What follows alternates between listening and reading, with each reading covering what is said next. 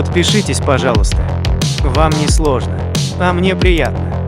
Этим вы мотивируете меня выпускать новые и полезные ролики.